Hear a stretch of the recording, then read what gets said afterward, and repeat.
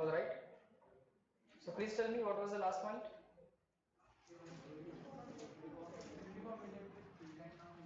Uniform electric field and non-uniform electric field. Now we know what is uniform electric field and what is non-uniform electric field, right?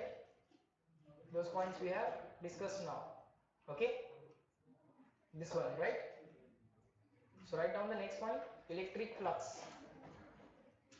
Write down the next point, electric flux. Write down the next point, electric flux. There, write down. There, write down. त्याच्यामध्ये लिहा. Electric flux through small area ds. Electric flux ही एक physical quantity है. Okay? Electric flux ही एक बघा physical quantity आहे. Electric flux through small area ds is defined as छोट्याशा area ds मधून जाणारे छोटेसे electric flux. Electric flux through small area ds is defined as d phi. छोटेसे flux d phi. Electric flux चा symbol आहे phi. Small electric flux d phi. Small electric flux d phi. Electric flux through small area ds is defined as d phi is equal to E bar dot ds bar. E bar dot ds bar. By definition, it is a dot product of electric field and area vector. It is a dot product of electric field and area vector. बर, initially जरा लिहून घेऊ आणि मग हळूहळू discuss करू. So एक area draw करा. S एक टोटल एरिया, एक सरफेस आहे, एक रॅन्डम शेप सरफेस आहे. त्याचा एरिया S ड्रॉ करा. त्याचा छोटासा एरिया इमॅजिन करा, स्मॉल एरिया ds. त्या एरियाला परपेंडिक्युलर एरिया वेक्टर ड्रॉ करा. त्या एरियाला परपेंडिक्युलर एरिया वेक्टर ड्रॉ करा. ओके, त्या एरियाला परपेंडिक्युलर एरिया वेक्टर ड्रॉ करा. Area vector ds bar is always perpendicular to the area. Area vector हा एरियाला ऑलवेज कसा असतो? परपेंडिक्युलर असतो. Area vector is always perpendicular to the area. तो जो काय पॉइंट एरिया आहे, पॉइंट एरिया म्हणजे ds. या पॉइंटला असणारा छोटासा एरिया म्हणजे ds. तो जो काय पॉइंट एरिया आहे, त्या पॉइंट एरियाला एक इलेक्ट्रिक फील्ड दाखवा E bar. At that point area show the electric field E bar. हा एरिया वेक्टर, ही इलेक्ट्रिक फील्ड आणि हा त्यांच्यामधला angle theta. This is the area vector. जो एरियाला कसा असतो? परपेंडिक्युलर. एरिया वेक्टर हा एरियाला कसा असतो? Always perpendicular. ही काय आहे? Electric field. त्या पॉइंटला असणारी इलेक्ट्रिक फील्ड, त्या पॉइंटला असणारा छोटासा एरिया ds, त्या एरियाचा हा एरिया वेक्टर ds बार, त्या पॉइंटला असणारी इलेक्ट्रिक फील्ड E बार. इलेक्ट्रिक फील्ड आणि एरिया वेक्टर यांच्यामधला अँगल थीटा. इलेक्ट्रिक फील्ड आणि एरिया वेक्टर यांच्यामधला अँगल थीटा. लिहा पुढे. ds बार काय आहे? Area vector at the given point. E bar आहे electric field at the given point. Theta is the angle between E bar and ds बार. एवढं सगळं लिहून घ्या. Write down all these things.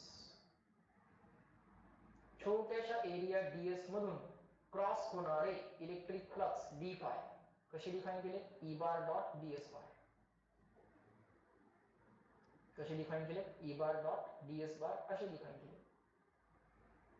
Okay.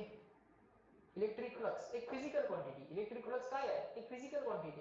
हळूहळू लक्षात येईल. कशी डिफाइन केली? Dot product of electric field and the area vector at the given point. Given पॉइंटला असणारा एरिया ds बार आणि इलेक्ट्रिक फील्ड यांचा तो डॉट प्रोडक्ट आहे. म्हणजे ही एक scalar quantity. It can come out to be positive, negative और झिरो. ती पॉझिटिव्ह येऊ शकते, निगेटिव्ह येऊ शकते, झिरो येऊ शकते. पुढे नोट लिहा.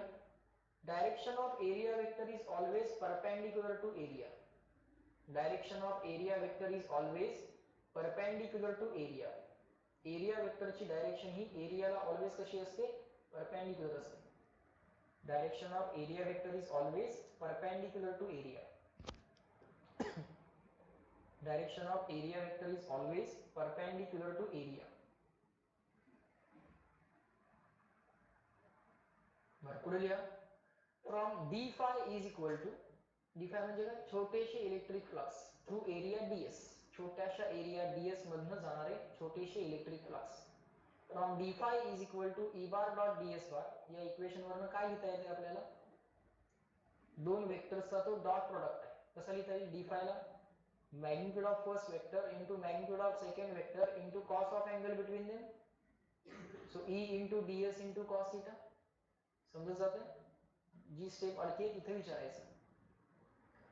बरोबर. हे झाले छोट्याशा एरिया ds मधून जाणारे flux. these are the electric flux crossing the given surface area ds. मग टोटल सगळ्या सरफेस मधून क्रॉस करून जाणारे इलेक्ट्रिक फ्लक्स किती, या ds मधनं किती, या ds मधनं किती, या ds मधनं किती, या ds मधनं किती, या ds मधनं किती, या ds मधनं किती, अशा सगळ्या ds ds ds ds ds मधून जाणारे flux d phi d phi d phi d phi d phi, त्या सगळ्यांची काय करावी लागेल, ऍडिशन. पण ऍडिशन करणं पॉसिबल आहे का, नाही. मग काय करावं लागेल, इंटिग्रेशन. लिहा. The electric flux over the whole area, complete area वरचे electric flux or electric flux crossing the complete area. Electric flux crossing the complete area or the whole area. Electric flux over the whole area असे म्हणा. Electric flux over the whole area is given by, electric flux over the whole area is given by phi is equal to integration of D five. बरोबर का. Total flux over the area S, हा आपला total area S. त्या total area S मधून किंवा त्या total area S ला cross करून जाणारे टोटल फ्लक्स किती, फाय. ते कसं काढणार, प्रत्येक ds ds ds ds एवढ्या एरियाला क्रॉस करून जाणारे फ्लक्स डी फाय. त्या सगळ्याचं integration. Integration over the complete surface. Integration over the complete surface कसं वाचायचं, integration integration over complete surface or integration over s of d phi. where d phi काय आहे, e bar dot ds bar. Next step लिहा. d phi ला लिहिलं e bar dot ds bar over the complete surface s, over the complete surface s. मग e bar dot ds bar ला काय लिहिणार आम्ही, e ds cos theta. e bar dot ds bar ला काय लिहिणार आम्ही, e ds cos theta. बरोबर का. magnitude of first vector into magnitude of second vector into cos of angle between them.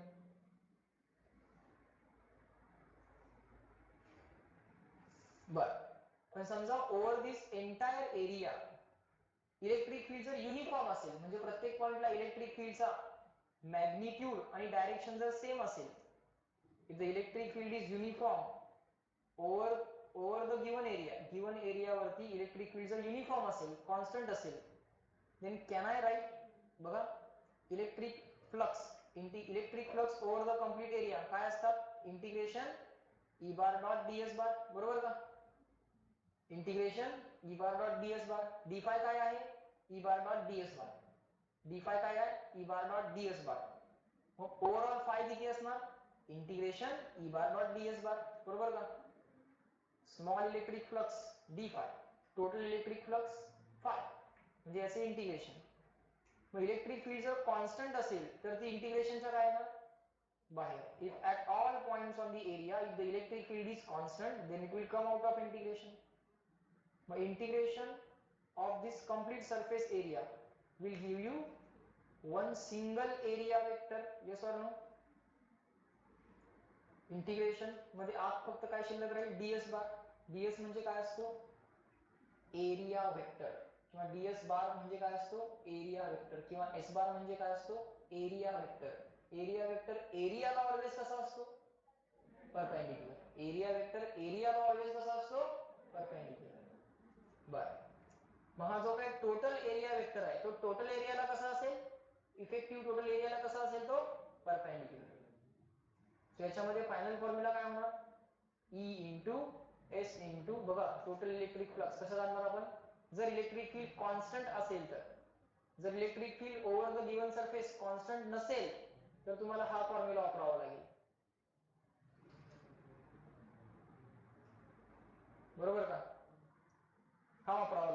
Constant नसेल तर, if the electric field is variable, but if the electric field is constant, you can use magnitude of first vector, magnitude of second vector into cos of angle between them directly. जसं तुम्ही force variable असेल तर काय करायचं, integration f into s into cos f into ds into cos theta. Force variable असेल तर काय करायचं, वर्णन कसं काढायचं, integration f ds cos theta, बरोबर का. आणि फोर्स जर कॉन्स्टंट असेल तर f डायरेक्टली इंटिग्रेशनच्या बाहेर यायचा, डायरेक्टली काय लिहायचा, fs cos थीटा. तसंच आहे का, इकडे आहे eds cos थीटा, इकडे काय आहे es cos थीटा. समजतंय, लक्षात आला हा पॉइंट सगळ्यांना, बरोबर आलं का लक्षात. नेक्स्ट लिहा पुढे, the SI unit of electric flux, the SI unit of electric flux is Newton meter square upon Coulomb. The SI unit of electric flux is Newton meter square upon Coulomb.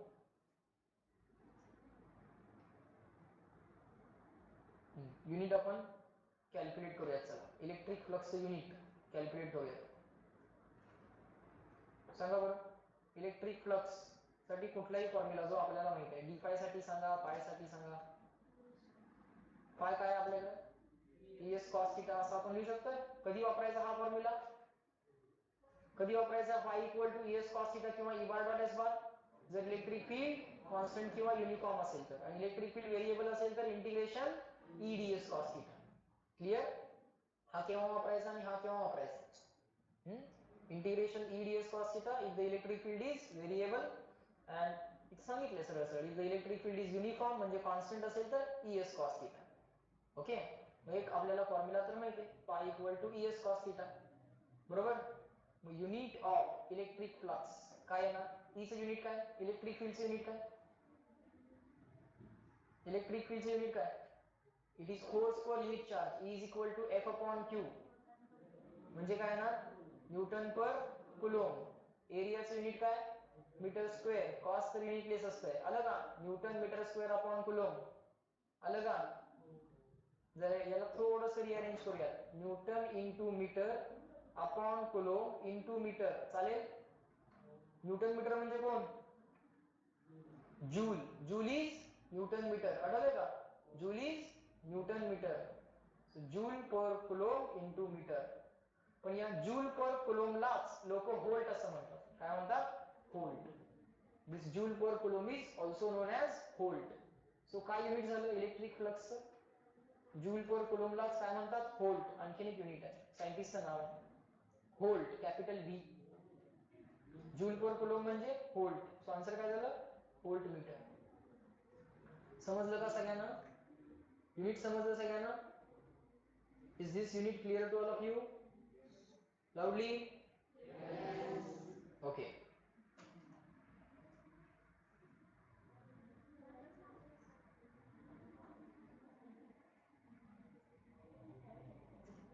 पुढे लिहा, इथे लिहा, wear लिहा, wear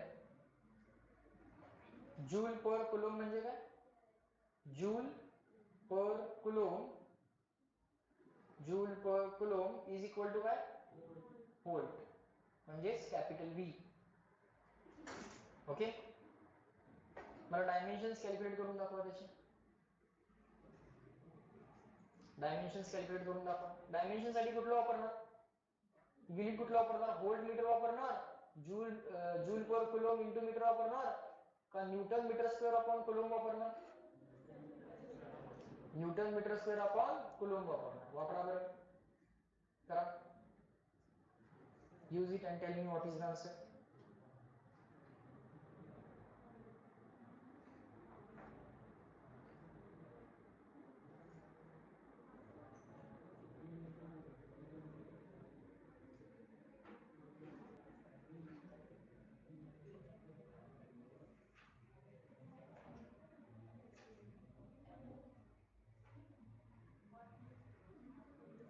न्यूटनला कसं replace करणार, kg meter per second square. आणि कुलोम्बला कसं रिप्लेस करणार, कुलोम्ब फंडामेंटल नहीं है, चार्ज से युनिट फंडामेंटल नहीं है, करंट से युनिट फंडामेंटल है, एम्पियर फंडामेंटल आहे. कसं करणार? एम्पियर पर सेकंड कसा असेल? नीट विचार कर, नीट विचार कर. हा, युनिट ऑफ इलेक्ट्रिक फ्लक्स बोला काय होतं? Newton metre square upon coulomb. न्यूटनला कसं रिप्लेस केलं? Kg meter per second square into हा मीटर स्क्वेअर अपॉन हा कुलोम्ब. बरोबर. हा, इकडे रफ कॅल्क्युलेशन करूया. काय शिकवलंय? Current is equal to charge flown upon time taken. करंटचं युनिट काय? एम्पियर. चार्जचं युनिट काय? कुलोम्ब. टाइमचं युनिट काय? Second. So coulomb is equal to काय आला? Ampere second. Ampere per second येणार नाही. कसं येणार? Ampere second. हा, चला करा. So KG as it is, metre into metre square, metre cube, हा अपॉन सेकंडचा स्क्वेअर, आणि हा कुलोम्ब डिनॉमिनेटर मध्येच आहे. कुलोम्बला काय लिहूयात? Ampere second. रफ कॅल्क्युलेशन असं साईडला एक्स्ट्रा करायचं. आलं लक्षात? तिथे लिहायचं त्या ब्रॅकेटला एक्स्ट्रा म्हणून. हा, काय होतंय फायनली? काय आलं? KG raise to 1, metre raise to 3, second raise to -3, ampere raise to -1. हे काय झालं? युनिट झालं इलेक्ट्रिक फ्लक्सचं. डायमेन्शन्स काय असतील? m raise to 1, l raise to 3, t raise to -3. Current, करंटला I लिहू शकतो किंवा H लिहा, चालतंय. Ampere raise to -1. क्लियर आहे सगळ्यांना? Any doubt?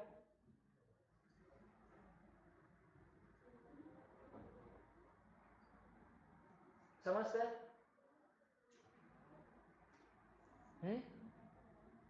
बर, जाऊ का पुढे?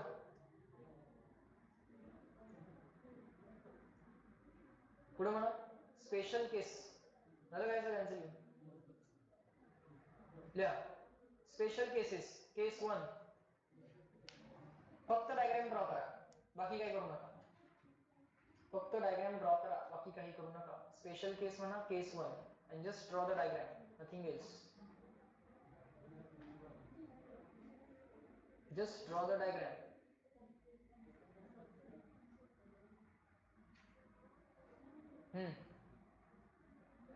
केस 1 डायग्राम ड्रॉ केली. बरं, आता मला सांगा, इथं ड्रॉ केलेली इलेक्ट्रिक फील्ड युनिफॉर्म आहे की नॉन युनिफॉर्म आहे? युनिफॉर्म आहे. म्हणजे इलेक्ट्रिक फील्ड कशी आहे? कॉन्स्टंट. इलेक्ट्रिक फील्ड कशी आहे? कॉन्स्टंट. मग कुठला फॉर्म्युला वापरणार to find out the total flux crossing this area? कुठला फॉर्म्युला वापरणार? इंटिग्रेशन ईडीएस कॉस थीटा की ES cos theta? ES cos theta. So या एरियाला क्रॉस करून जाणारे फ्लक्स काय असतील? ईडीएस कॉस थीटा की ES cos theta? ES cos theta. कोण सांगेल मला एरिया वेक्टर आणि इलेक्ट्रिक फील्ड मधला अँगल आता किती आहे? मी म्हणतोय एरिया वेक्टर आणि इलेक्ट्रिक फील्ड मधला अँगल. मी एरिया आणि इलेक्ट्रिक फील्ड मधला अँगल नाही विचारत. एरिया आपला इलेक्ट्रिक फील्डला कसा आहे? परपेंडिक्युलर. एरिया इलेक्ट्रिक फील्डला कसा आहे हे होतं ना इमॅजिन तुम्हाला 3 डायमेन्शन मध्ये? होतंय का? आता एरिया इलेक्ट्रिक फील्डला कसा आहे? एरिया इलेक्ट्रिक फील्डला कसा आहे? परपेंडिक्युलर आहे का? मग एरिया वेक्टर जो काय असेल, या एरियाचा जो एरिया वेक्टर असेल तो इलेक्ट्रिक फील्डला कसा असेल? नीट विचार करा. एरिया वेक्टर कसा असेल? एरिया वेक्टर इलेक्ट्रिक फील्डला कसा असेल? एरिया तर इलेक्ट्रिक फील्डला परपेंडिक्युलर आहे. होते का नाही इमॅजिन? एरिया तर इलेक्ट्रिक फील्डला परपेंडिक्युलर आहे. मग एरिया वेक्टर इलेक्ट्रिक फील्डला कसा असेल? पॅरलल. रिझन काय? एरिया वेक्टर हा एरियाला कसा असतो? परपेंडिक्युलर. एरिया वेक्टर हा एरियाला कसा असतो? परपेंडिक्युलर. येस और नो? तो समजा आता जो काय आपला ब्लॅकबोर्ड व्हाईट बोर्ड आहे, हा व्हाईट बोर्ड म्हणजे एरिया. व्हाईट बोर्ड म्हणजे काय? एरिया. त्याचा एरिया वेक्टर कसा असेल? Coming out. कसा असेल? Coming out. आणि आता इलेक्ट्रिक फील्ड पण कशी आहे? Coming out. समजतंय का? मग इलेक्ट्रिक फील्ड आणि एरिया एकमेकांना कसे आहेत, परपेंडिक्युलर. पण इलेक्ट्रिक फील्ड आणि एरिया वेक्टर कसा आहे एकमेकांना, पॅरलल. सो आत्ताच्या केस मध्ये अँगल बिटवीन एरिया वेक्टर आणि इलेक्ट्रिक फील्ड किती आहे, 0. आन्सर किती येणार, E into S into cos 0. किती आलं, ES. आलं का लक्षात? पहिला पॉइंट समजला, केस 1 समजली. when the area is perpendicular to electric field, area जर इलेक्ट्रिक फील्डला परपेंडिक्युलर असेल तर काय, अरे एरिया वेक्टर पॅरलल असेल ना, मग एरिया जर इलेक्ट्रिक फील्डला परपेंडिक्युलर असेल तर एरिया जर इलेक्ट्रिक फील्डला परपेंडिक्युलर असेल तर एरिया वेक्टर इलेक्ट्रिक फील्डला पॅरलल असेल. नेक्स्ट केस 2. नेक्स्ट बघा केस 2. इथं एरिया आणि इलेक्ट्रिक फील्ड एकमेकांना कसे, एरिया आणि इलेक्ट्रिक फील्ड एकमेकांना कसे, एरिया मी काय बोलतोय नीट ऐकायचं, मी एरिया म्हणतोय की एरिया वेक्टर म्हणतोय नीट ऐकायचं. एरिया आणि इलेक्ट्रिक फील्ड एकमेकांना कसे, पॅरलल. मग एरिया वेक्टर आणि इलेक्ट्रिक फील्ड एकमेकांना कसे असतील, परपेंडिक्युलर, बरोबर का? सो हा एरिया वेक्टर जो असेल तो coming out of the board असेल का, दिसतं का S bar coming out of the board. हा जो काय एस बार असेल तो कसा असेल, coming out of the board असेल. आणि electric field is lying in the plane of the board, बरोबर. या केस मध्ये angle between electric field and area vector किती आहे, या केस मध्ये angle between electric field and area vector किती आहे, 90. आणि इलेक्ट्रिक फील्ड युनिफॉर्म आहे. सो या एरियाला क्रॉस करून जाणारे इलेक्ट्रिक फ्लक्स किती असतील, लाईन्स क्रॉसच करत नाही आहेत त्याला, लाईन्स ऍक्च्युअली त्याला क्रॉस करतच नाही आहेत, त्या लाईन्स एरियाला पॅरलल आहेत. बघ सेकंड पॉइंट ना, मला सांग area is lying in the plane of the board, area बोर्डच्या प्लेन मध्ये आहे, इलेक्ट्रिक फील्ड पण बोर्डच्याच प्लेन मध्ये. एरिया आणि इलेक्ट्रिक फील्ड मध्ये अँगल किती आहे, एरिया आणि इलेक्ट्रिक फील्ड, एरिया पण बोर्डच्याच प्लेन मध्ये, इलेक्ट्रिक फील्ड पण बोर्डच्याच प्लेन मध्ये. मग एरिया आणि इलेक्ट्रिक फील्ड मध्ये अँगल किती आहे, 0. एरिया वेक्टर कसा असेल, एरियाला परपेंडिक्युलर. मग एरिया तर आपला कुठे आहे, lying in the plane of the board.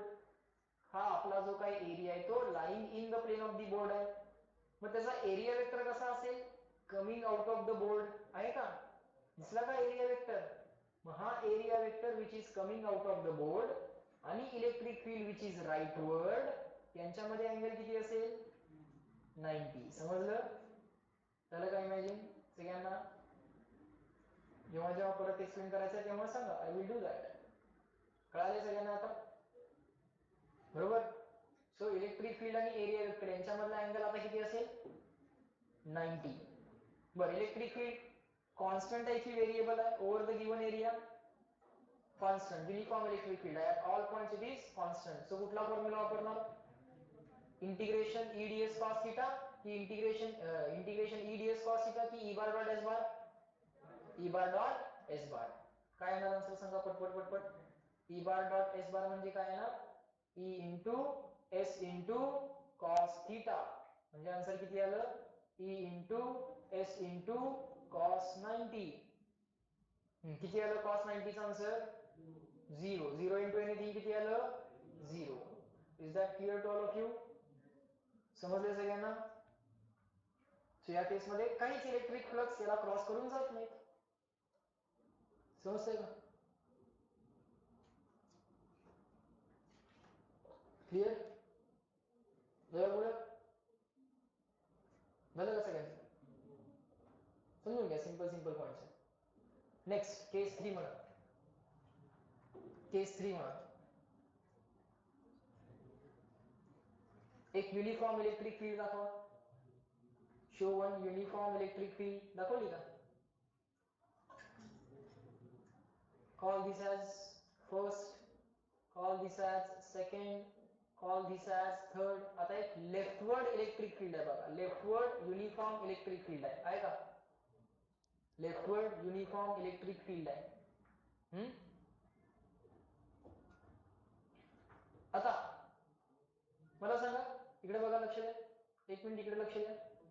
या एरियाला क्रॉस करून जाणाऱ्या इलेक्ट्रिक फ्लक्स काय असतं बेसिकली इलेक्ट्रिक फ्लक्स म्हणजे किती इलेक्ट्रिक फील्ड लाईन्स गिवन एरियाला क्रॉस करून जातात how many electric field lines are crossing a given area so आता आमचा जो काही एरिया आहे तो इथं कसा आहे सर्क्युलर प्लेट बरोबर इथं कसा आहे हेमिस्फियर मग सर्कल वाला एरिया जास्त असेल की हेमिस्फियर वाला कुठला एरिया जास्त असेल हेमिस्फियर वाला कंप्लीट स्फिअरचा सरफेस एरिया किती असतो कंप्लीट स्फिअरचा सरफेस एरिया किती असतो 4 पाय आर स्क्वेअर हेमिस्फियरचा किती असेल कंप्लीट स्फिअरचा सरफेस एरिया किती असतो 4 पाय आर स्क्वेअर हेमिस्फियरचा किती असेल 2 पाय आर स्क्वेअर पण तरीही या एरियाला क्रॉस करून जाणाऱ्या लाईन्स तेवढ्याच आहेत या एरियाला क्रॉस करून जाणाऱ्या लाईन्स तेवढ्याच आहेत आणि जरी एखाद्या रॅन्डम शेपचा जरी एरिया असता तरी त्याला क्रॉस करून जाणाऱ्या लाईन्स तेवढ्याच आहेत yes or no so electric flux over this area or this hemispherical area or this any random shape area हे 3 डायमेन्शन मध्ये इमॅजिन होतंय का तुम्हाला होतंय का लेफ्टवर्ड जाणारी एक इलेक्ट्रिक फील्ड आहे ओके ती या एरियाला पण क्रॉस करून जाते या एरियाला पण क्रॉस करून जाते या एरियाला पण क्रॉस करून जाते सो या सर्क्युलर फेसला क्रॉस करून जाणारे इलेक्ट्रिक फ्लक्स तेवढेच या हेमिस्फेरिकल सरफेसला क्रॉस करून जाणारे इलेक्ट्रिक फ्लक्स पण तेवढेच आहेत आणि या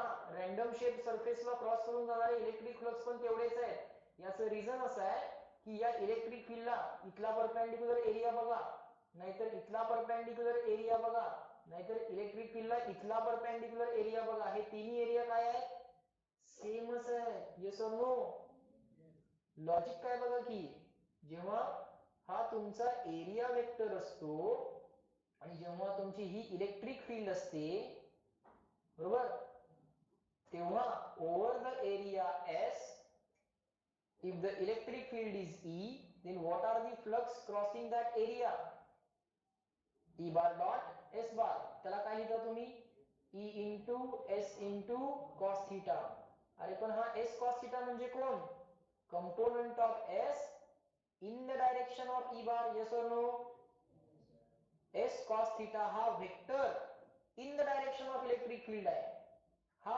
area vector S cos theta हा area vector in the direction of field आहे मग त्याचा करस्पॉन्डिंग जो काय एरिया असेल बघा मी थोडंसं मोठं करतो let me draw this somewhat bigger so that you can understand हा कोण आहे S this is S okay what is this E bar what is this component of S in the direction of E bar so that is S cos theta बरोबर S cos theta electric फील्डला कसा आहे parallel मग त्या S cos theta चा area vector कसा असेल असा असेल का एरियाला रिझॉल्व करू शकता ना तुम्ही काय अडचण नाही एरियाला पण रिझॉल्व करू शकता एरिया रिझॉल्व करायचा म्हणजे काय रिझॉल्व करायचा एरिया वेक्टर रिझॉल्व करायचा हा डॉटेड एरिया म्हणजे कोण असेल S cos theta लक्षात घ्या हा डॉटेड एरिया म्हणजे कोण आहे S cos theta yes or no हा डॉटेड एरिया म्हणजे S cos theta हा हा हा जो काही सॉलिड एरिया आहे त्याचा एरिया वेक्टर त्याला परपेंडिक्युलर बरोबर याला आपण रिझॉल्व केलं एक असेल S cos theta एक असेल S sin theta S sin theta सोडून द्या आपल्याला फक्त S cos theta चा विचार करायचा आहे S cos theta म्हणजे काय S cos theta म्हणजे असा एरिया वेक्टर जो इलेक्ट्रिक फील्डला पॅरलल आहे अरे एरिया वेक्टर इलेक्ट्रिक फील्डला पॅरलल आहे मग करस्पॉन्डिंग एरिया कसा असला पाहिजे इलेक्ट्रिक फील्डला परपेंडिक्युलर करस्पॉन्डिंग एरिया इलेक्ट्रिक फील्डला कसा असला पाहिजे करस्पॉन्डिंग एरिया इलेक्ट्रिक फील्डला कसा असला पाहिजे बोला की परपेंडिक्युलर जर S cos theta म्हणजे कोण आहे area vector which is parallel to electric field yes और नो मग S cos theta ला करस्पॉन्डिंग जो एरिया असेल तो एरिया इलेक्ट्रिक फील्डला कसा पाहिजे perpendicular so this formula can be modified into electric flux is equal to electric field into electric फील्डला असणारा परपेंडिक्युलर एरिया मग सांगा ह्या केस मध्ये पण परपेंडिक्युलर एरिया पाय आर स्क्वेअरच आहे या केस मध्ये पण पाय आर स्क्वेअरच आहे, या केस मध्ये पण पाय आर स्क्वेअरच आहे. इथं हेमिस्फियर आहे का रॅन्डम शेप आहे डझंट मॅटर. कळतंय का? कंप्लीट हेमिस्फियर इलेक्ट्रिक फील्डला परपेंडिक्युलर आहे का? कंप्लीट हेमिस्फियर इलेक्ट्रिक फील्डला परपेंडिक्युलर आहे का? नाही. कळतंय का मी काय बोलतोय? या हेमिस्फियरचा इफेक्टिव्हली किती एरिया इलेक्ट्रिक फील्डला परपेंडिक्युलर आहे? सर्क्युलर. या रॅन्डम शेप एरियाचा किती एरिया इफेक्टिव्हली इलेक्ट्रिक फील्डला परपेंडिक्युलर आहे? Pi R square. समजायला लागले का? आणि या प्लेटचा पण किती एरिया इलेक्ट्रिक फील्डला परपेंडिक्युलर आहे? Pi R square. General formula तर हा होता. म्हणून तिन्ही केस मध्ये केस 1, केस 2, केस 3 या एरियाला क्रॉस करून जाणारे फ्लक्स किंवा या हेमिस्फियरला क्रॉस करून जाणारे फ्लक्स किंवा या रॅन्डम शेप एरियाला क्रॉस करून जाणारे फ्लक्स तुम्ही हे 3 डायमेन्शन मध्ये इमॅजिन करताय ना? हे सगळं 3 डायमेन्शन मध्ये इमॅजिन करताय ना? तर फळ्यावर जरी मी ड्रॉ केलं तरीही मी 2 डायमेन्शनच ड्रॉ करू शकणार आहे, लक्षात घ्या. ओके, आपल्याला इमॅजिनच करावं लागणार आहे. पण तिन्ही केस मध्ये इलेक्ट्रिक फील्डला परपेंडिक्युलर एरिया किती आला? If I say that this is the radius of the plate, then in all the cases, what is the perpendicular area to electric field? Pi r square. So this was the formula. So in each case, they use electric field into the perpendicular area. Electric field into perpendicular area. Electric field into perpendicular area. Got it? लक्षात आलं का तुम्हाला? लिहून ठेवा ते. Electric field into त्या electric फील्डला perpendicular असणारा एरिया. हा जो काही शेडेड पोर्शन आहे तो इलेक्ट्रिक फील्डला परपेंडिक्युलर आहे. So that we have to consider. Try to imagine it in 3 dimensions. Okay, try to imagine it in 3 dimensions.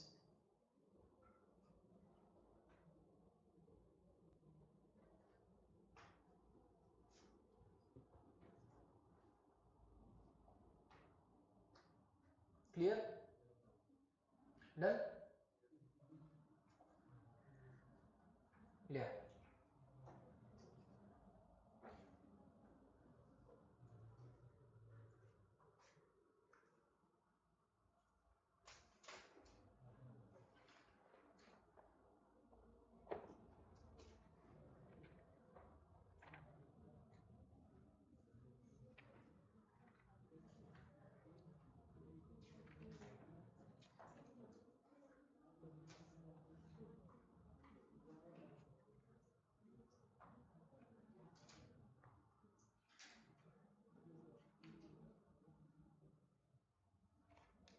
झालं का?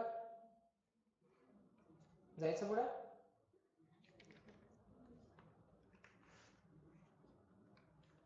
बघा झालं का?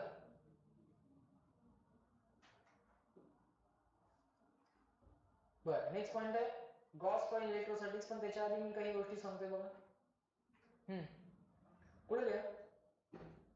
एक नोट अशी लिहा. नोट नोट बघा असं लिहू शकतोय का? फ्रॉम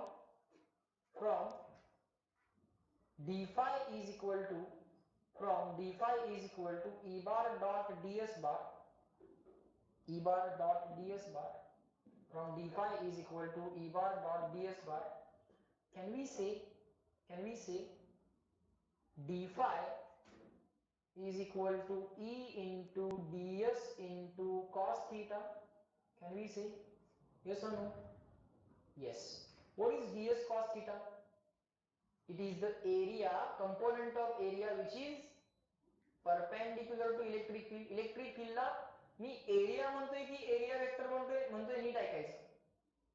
ds cos theta हा एरिया वेक्टर इलेक्ट्रिक फील्ड ला कसा येणार? पॅरलल. हा कोण? पुढे दाखवा. हा कोण? ds. ही कोण? Electric field.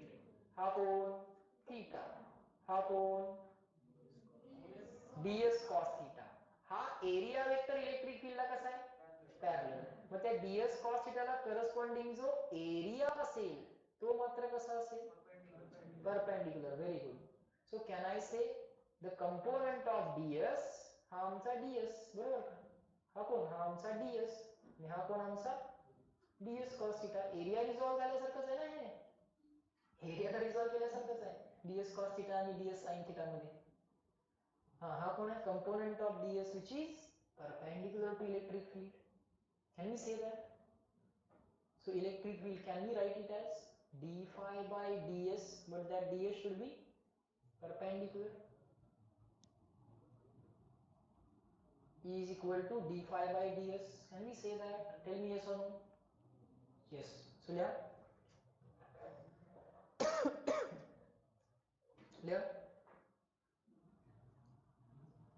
Electric field is defined as, आणखीन एक definition. Electric field is defined as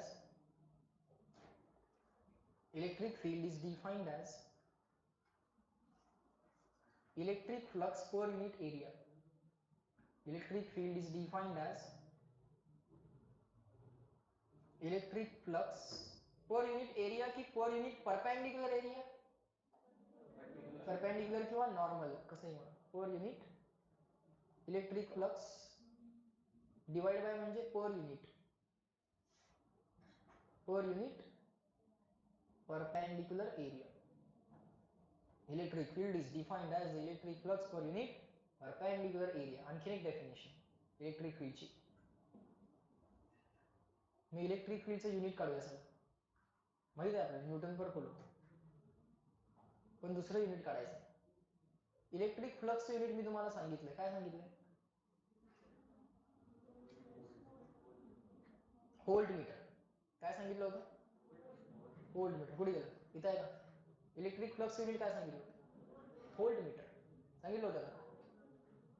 volt metre लिहा.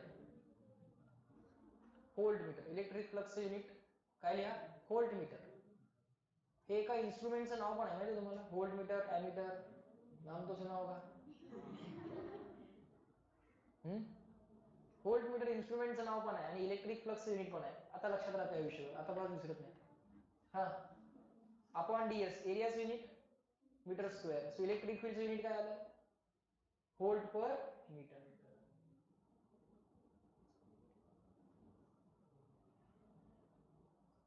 असंही करता येईल. ठीक आहे, नो प्रॉब्लेम. याचंच आणखीन एक नाव आहे समथिंग पर युनिट एरिया. काय आहे हे something? Electric flux per unit area. So it will be called as electric flux per unit area. It is called as flux density or electric flux density. Electric flux per unit area. Clear? So electric field चं आणखीन एक नाव आहे electric flux density. Electric फील्डचं आणखीन एक नाव आहे. काय नाव आहे? इलेक्ट्रिक फील्डचं आणखीन एक नाव काय आहे? Electric flux per unit area म्हणजेच इलेक्ट्रिक फ्लक्स डेन्सिटी. राईट नाव electric flux density. Electric flux ही एक स्केलर क्वांटिटी आहे. ती पॉझिटिव्ह, निगेटिव्ह, झिरो काही असू शकते. ठीक आहे सर. डन. पुढं लिहा. Gauss's law in electrostatics. Gauss name of scientist. Gauss law in electrostatics or simply Gauss theorem or simply Gauss theorem. Statement.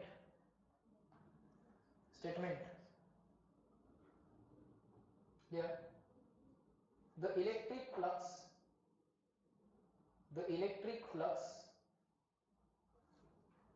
over a closed surface. The electric flux over a closed surface. Surface कसा पाहिजे? Closed पाहिजे. म्हणजे नक्की काय बघू. Electric flux over a closed surface is equal to 1 upon epsilon 0 is equal to 1 upon epsilon 0 times is equal to 1 upon epsilon 0 times the total charge is equal to 1 upon epsilon 0 times the total charge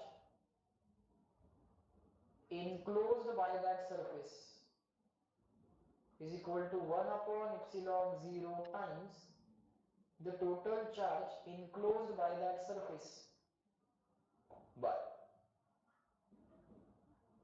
so एक closed surface draw करूया. Let us draw a closed surface.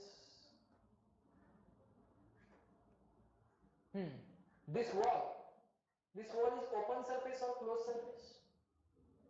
सरफेसला closed केव्हा म्हणायचं? जेव्हा त्याच्या आत काहीतरी volume enclose झालाय. When some volume is enclosed inside the surface, then it is called as closed surface. Is this wall enclosing some volume? No. It is just a plane. But this cube, ज्या room मध्ये आपण बसलो, this cube, this face, that face, this face, that face, all six faces combiningly will form a open surface or closed surface? Closed surface. आलं का लक्षात? मग या close surface मध्ये समजा तुम्ही काही चार्जेस आहेत Q1, Q2, Q3, Q4 and so on up to Q56. Okay sir Q56 कसं काय झालं? Q34 let's say. तुम्ही किती जण आहेत? Let's say 34. Okay, so Q34, how many charges have been enclosed? 34. So how many electric flux are crossing this overall cube? How many electric flux are crossing this overall surface? Gauss काय सांगतोय? Is equal to 1 upon epsilon 0 times the charge enclosed. So let us say that this is a closed surface, any random shaped closed surface. त्याच्या n number of charges enclosed आहेत Q1, Q2, Q3 up to Qn. Then what is the total electric flux which is crossing this surface? Closed surface ला cross करून बाहेर जाणारे किंवा आत येणारे electric flux किती? कसं लिहू असं लिहू का? phi is equal to total flux over this closed surface is equal to 1 upon epsilon 0 times काय लिहू? Charge enclosed. So can I 1 upon epsilon 0 times the charge enclosed? So can I write it as charge enclosed upon epsilon 0? Total enclosed charge upon epsilon 0. So तुमच्या सगळ्यांच्या चार्जेसची बेरीज केली जाईल. That's it. Positive असतील तर positive घ्या, negative असतील तर निगेटिव्ह घ्या. Algebraic sum. जे चार्जेस पॉझिटिव्ह आहेत ते पॉझिटिव्ह टाका, निगेटिव्ह आहेत ते निगेटिव्ह टाका. So can I say summation of Qi upon epsilon 0? Yes or no? Algebraic sum of charges upon epsilon 0, enclosed charge upon epsilon 0. But electric flux by definition काय आहे? Integration E bar dot ds bar. Yes or no? Integration E bar dot ds bar. या ds bar मधून flux किती? या ds bar मधून किती? या ds bar मधून किती? या ds bar मधून किती? असं प्रत्येक पॉइंटला जाऊन ds bar, प्रत्येक ds bar, ds bar, ds bar, ds bar. At all the ds bar, you have to find out all the d phi, d phi, d phi, d phi, d phi. Yes or no? प्रत्येक ठिकाणी किती flux cross करून गेलेत आणि त्या सगळ्यांची काय करावी लागेल? Addition. And then you will get the final answer as integration E bar dot ds bar. प्रत्येक पॉइंटला जाऊन तुम्हाला E bar dot ds bar, E bar dot ds bar, E bar dot ds bar या सगळ्या फेसला करावं लागेल, या सगळ्या फेसला करावं लागेल, त्या सगळ्या फेसला करावं लागेल. At all the points you have to perform the integration E bar dot at all the points you have to perform E bar dot ds bar and then you have to integrate. होते का? काय होता? त्यातल्या प्रत्येक पॉइंटला electric field काय same असणार आहे का? नाही. हे जे काही चार्जेस आहेत प्रत्येक चार्जमुळे काही ना काहीतरी इलेक्ट्रिक फील्ड येईल. जी काही नेट फील्ड येते ती बघा. इथं नेट फील्ड किती आहे बघा? E bar dot ds bar करा. इथं किती आहे बघा? E bar dot ds bar करा. इथं किती आहे बघा? E bar dot ds bar करा. इथं इलेक्ट्रिक फील्ड किती आहे बघा? E bar dot ds bar करा. At all the points you have to perform E bar dot ds bar, then you have to integrate that. Then you will get the total flux by definition. So it is E bar dot ds bar. पण surface कसा आहे? Open आहे की close आहे? This integration is to be performed over the given surface. But this given surface is open or closed? आत्ताच्या केस मध्ये Gauss theorem मध्ये surface कसा पाहिजे? क्लोज्ड. मग हे इंटिग्रल पण क्लोज्ड इंटिग्रल म्हणून तिथे एक सर्कल करायचं.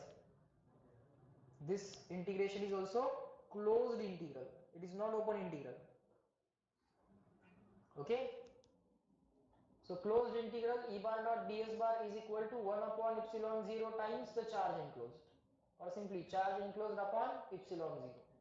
And this you can further write as closed integral E bar dot ds bar ला काय लिहिता येते? E ds cos theta. Yes or no? E ds cos theta over the closed surface is equal to charge enclosed upon epsilon 0. जो काय total charge enclosed है upon epsilon 0. Closed integral E ds cos theta is equal to 1 upon epsilon 0 times the charge enclosed. This is the Gauss theorem. गॉसला एवढं सांगायचं आहे. ठीक आहे.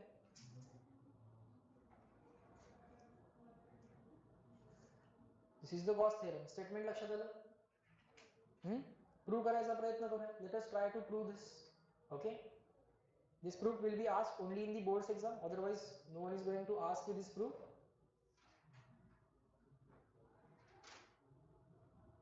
करूया proof. झालं का लिहायचं? लिहून झालं? सगळ्यांचं लिहून झालं? बरं. गॉस थेरम लक्षात आला काय सांगितलं त्यानं? गिवन सरफेस एरियाला क्रॉस करून जाणारे इलेक्ट्रिक फ्लक्स किती असतात? Charge enclose, total charge enclosed upon epsilon 0 किंवा 1 upon epsilon 0 times the charge enclose. पुढं प्रूफ बघा. प्रूफ कसा असेल बघा. एक सरफेस घेऊयात. बघा मुद्दाम सरफेस कसा घेतोय ऑब्झर्व करा. एक रॅन्डम शेप सरफेस घेतला. इनसाइड इथे एक चार्ज घेतला. लेट मी अज्युम दिस स्मॉल एरिया ॲज ds. हा छोटासा एरिया झाला. हा एक क्लोज सरफेस आहे. 3 डायमेन्शन मध्ये आहे ते. हा त्याचा काय आहे? Area vector. This is area vector ds bar. इथे घेतो charge q, q1, q2, q3. There will be multiple charges. Enclose असणारे भरपूर चार्जेस आहेत अप टू qn. ओके. मी पहिल्यांदा काय करणार? एवढ्या एरियाला क्रॉस करून जाणारे electric flux due to charge q1 काढणार. मग कंप्लीट एरियाला क्रॉस करून जाणारे electric flux due to charge q1 काढणार. म्हणजे q1 मुळे कंप्लीट एरियाला क्रॉस करून जाणारे फ्लक्स किती ते काढणार. मग q2 मुळे कंप्लीट एरियाला क्रॉस करून जाणारे इलेक्ट्रिक फ्लक्स किती ते काढणार. मग q3 मुळे कंप्लीट एरियाला क्रॉस करून जाणारे फ्लक्स किती ते काढणार. फ्लक्स स्केलर असतात. Electric flux is a scalar quantity. So I can simply add the total flux due to q1, total flux due to q2, total flux due to q3 and so on. असं करून या सगळ्या enclose charges मुळे किती flux या closed surface एरियाला cross करून गेले ते काढणार. Is that clear? मग पहिल्यांदा काय करूया? या q1 मुळे इथे जी काही इलेक्ट्रिक फील्ड येते ती किती म्हणूया? E1. आता एका चार्जचाच विचार करूया. At a given time, let us consider only one charge. Okay. So आता लिहा electric flux over area ds. Electric flux over area ds due to q1. q1 मुळे ds एवढ्या एरियावरती फ्लक्स किती त्याला काय म्हणूया? d∅1. चालेल. छोटेसे फ्लक्स q1 मुळे ds एवढ्या एरियावरती किती फ्लक्स? d∅1. काय असेल d∅1 चा फॉर्म्युला कोण सांगेल? E ds cos theta का integration E ds cos theta? अरे ds एवढ्या एरियावरचे फ्लक्स काढतोय. मग इंटिग्रेशन कुठलं? कंप्लीट एरिया s वरचे फ्लक्स काढत असू तर इंटिग्रेशन. q1 एवढ्या चार्ज मुळे ds एवढ्या एरियावरती फ्लक्स किती? E ds cos theta. So E into ds into cos theta. बरं E ला काय लिहावं लागेल? E ला काय करावं लागेल? E1 म्हणावं लागेल. Because it is the electric field due to the q1. Yes or no? समजत जात आहे? समजत जात आहे का? बरोबर ना? बरं मला सांगा electric flux over area ds एवढ्या एरियावरती electric flux due to q1 एवढे आले. मग मला सांगा इलेक्ट्रिक फ्लक्स तर शॉर्ट मध्ये लिहायचं चालेल. Electric flux over area, complete area, over complete area. हा डीएस, इथला डीएस, इथला डीएस, इथला डीएस, इथला डीएस, इथला डीएस, असे सगळे डीएस डीएस डीएस डीएस एरियावरती, एरियाला क्रॉस करून जाणारे डिफाय डिफाय डिफाय डिफाय जेवढे फ्लक्स आहेत ते सगळे काय करायचे आपल्याला, इंटिग्रेट. बरोबर का? Electric flux over area S due to Q1, due to Q1 ते किती असतील, phi1 म्हणूया. Q1 मुळे टोटल फ्लक्स किती आले म्हणूया, phi1. ते काय असेल, integration of d phi1. Yes or no? So can I write it as integration of E1 into ds into cos theta. बरोबर का? बरं हे इंटिग्रेशन ओव्हर क्लोज सरफेस व्हायला लागले की over open surface, over the close surface. Yes और no? Fine. Tell me what is the electric field intensity due to charge q at distance r. r इतक्या डिस्टन्सला electric field intensity due to charge q किती असते, किती असते बोला. Formula माहिती आहे की, electric field intensity due to charge q at distance r. हाँ everyone, electric field intensity due to charge q at distance r is equal to kq upon r square. नुसतं बसू नका. What is the formula, kq upon r square. So can I write here integration over the given surface, what is the formula, k q म्हणू की q1 म्हणू, q1 upon r square बरोबर into ds into cos theta. yes or no? Constant इंटिग्रेशनच्या बाहेर k constant आहे. let us take that outside the integration. this is phi1 we are calculating. let us write this on the next page. झाले ना?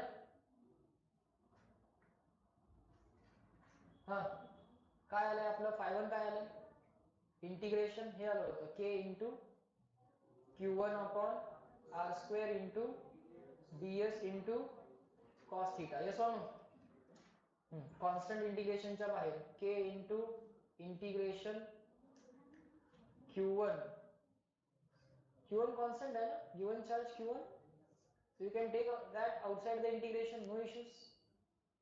k into q1 outside the integration. हाँ r constant राहणार आहे का, ds इथं आहे, इथं आहे, मग इथं आहे, ह्या प्रत्येक ds साठी r काय कॉन्स्टंट आहे का, नाही. for every ds r is not going to remain constant, so you cannot take that r outside the integration. you cannot take that r outside the integration. so that will be ds cos theta upon r square. yes or no? over the closed surface, integration over closed surface. check whether are you getting this or not. Are you getting this, everyone? Loudly? Yes. Now what is this ds cos theta upon r square? Let us figure that out and let's get the answer now. बरोबर? हा आपला charge काय आहे, q1. yes or no? and at distance equal to r, at distance equal to r we have some surface which is oriented like this. yes or no? this is ds. then what will be this? this will be ds cos theta. मग हा ds cos theta upon r square म्हणजे काय आहे, ds cos theta बरोबर का, हा ds cos theta upon r square म्हणजे नक्की कोण आहे, हा ds आहे, हा ds cos theta आहे. ds cos theta ला करस्पॉन्डिंग हा एरिया असेल का, बोला yes no? this is the area which will correspond to what, ds cos theta. हा कोण आहे आपला, ds, आणि हा डॉटेड कोण आहे आपला, ds cos theta. म्हणजे एरियाला रिझॉल्व केल्यासारखं झालं का. So if we imagine a cone, if we imagine a cone, can you imagine a cone, tell me, can you imagine a cone? yes. can you imagine a cone? yes. so या कोन कडे जर बघितलं तर इथं तुम्हाला plain angle दिसतो की solid angle. जर तुम्ही दोन लाईन्स कडे बघितलं तर इथं काय दिसतो, प्लेन अँगल. दोन लाईन्स मध्ये काय होतो, प्लेन अँगल. पण गिवन एरियानं गिवन पॉइंटला केलेला अँगल म्हणजे कुठला अँगल, सॉलिड अँगल. बरोबर का. सॉलिड अँगल कसा काय असतो, solid angle is perpendicular area upon radius square. जसं प्लेन अँगल काय असतो? Arc length upon radius. Yes और no? What is plane angle? Arc length upon radius. What is solid angle? Perpendicular area upon radius square. रेडियसला perpendicular area upon radius square. रेडियसला perpendicular area upon radius square. Yes और no? Remember that. Remember that. हा, इथे काय असतं? रेडियसला perpendicular length म्हणजेच arc length. Yes और no? Arc length is always perpendicular to radius. Yes और नो? मग अँगल काय असतो? Arc length upon radius. तसं सॉलिड अँगल ओमेगा काय असतो? सॉलिड अँगल ओमेगा काय असतो? Perpendicular area upon radius square. येते का लक्षात? काय बोलतोय कळतंय? डेफिनेशन आहे, लक्षात ठेवावी लागेल. आर्क लेंथ अपॉन रेडियस म्हणजे प्लेन अँगल. तसं रेडियसला perpendicular area upon radius square. लिहा. रेडियसला perpendicular area upon radius square. बर, मला सांगा या ds चा कोणता कंपोनंट एरियाला परपेंडिक्युलर रेडियसला परपेंडिक्युलर आहे? ds cos theta. हा, एरिया वेक्टर पॅरललच असेल. ds cos थीटा हा एरिया वेक्टर तर रेडियसला पॅरलल असेल, पण ds cos थीटा हा एरिया मात्र काय असेल? रेडियसला परपेंडिक्युलर असेल. Is that clear? What is the definition of solid angle? Tell me. Perpendicular area upon radius square. Perpendicular area upon radius square. बरोबर आहे की ds cos theta हा काय आहे? रेडियसला परपेंडिक्युलर एरिया. हा छोटासा एरिया आहे ना? हा छोटासा एरिया आहे. हा छोटासा एरिया आहे तर हा छोटासा अँगल d ओमेगा. का ओमेगा? d omega. हा छोटासा एरिया आहे तर हा छोटासा angle d omega. So therefore काय आलं equation? phi1 is equal to k q1 integration of d omega. Yes or no? Yes or no? Yes. आता मला सांगा एका पॉइंटच्या अराउंड टोटल प्लेन अँगल किती असतो? टोटल प्लेन अँगल एका पॉइंटच्या अराउंड किती असतो? 360 किंवा 2 पाय. आणि एका पॉइंटच्या अराउंड टोटल सॉलिड अँगल किती असतो 3 डायमेन्शन मध्ये?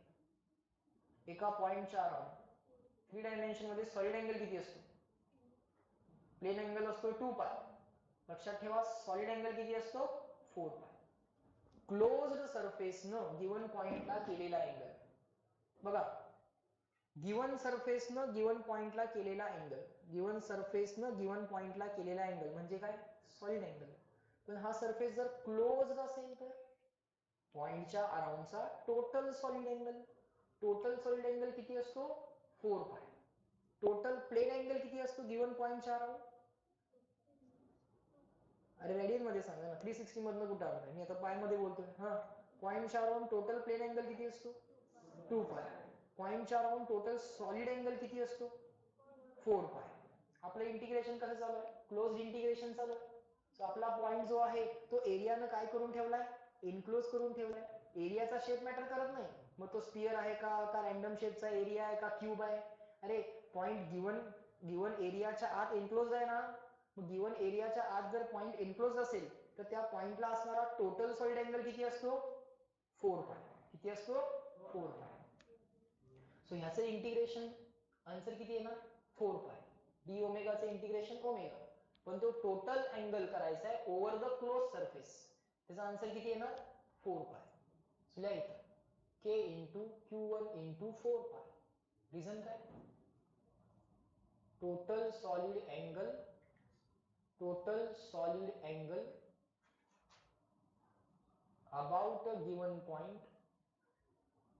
about a given point is equal to 4 पाय. हे लक्षात ठेवायचं.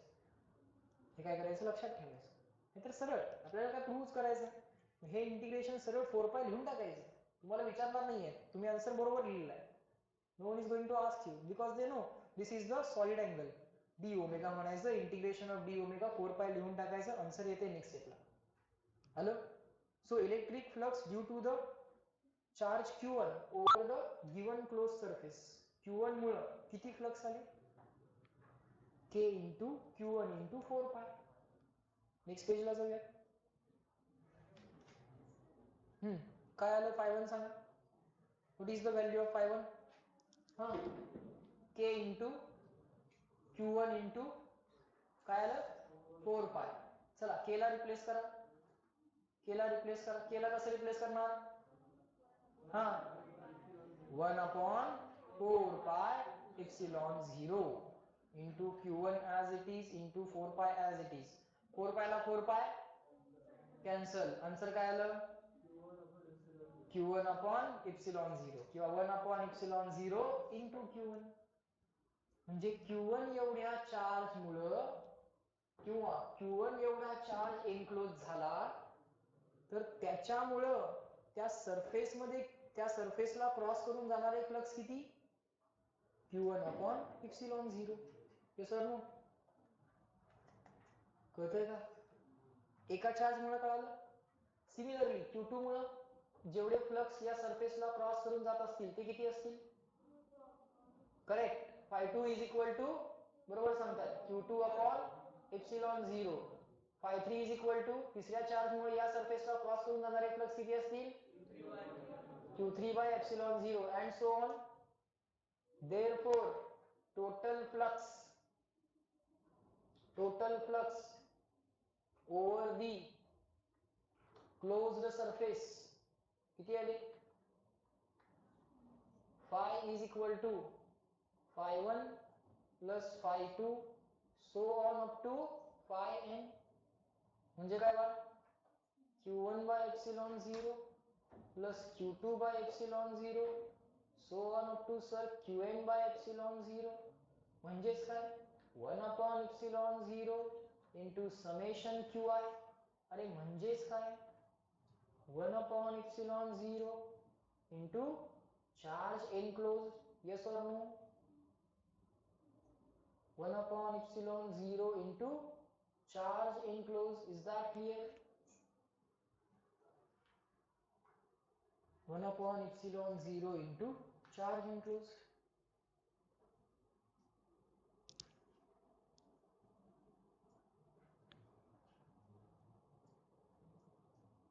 सो गॉसने तर करेक्ट सांगितलंय. जे काही सांगितलंय ते बरोबर आहे सर. म्हणूनच शिकवायला पुस्तकात लिहिलंय.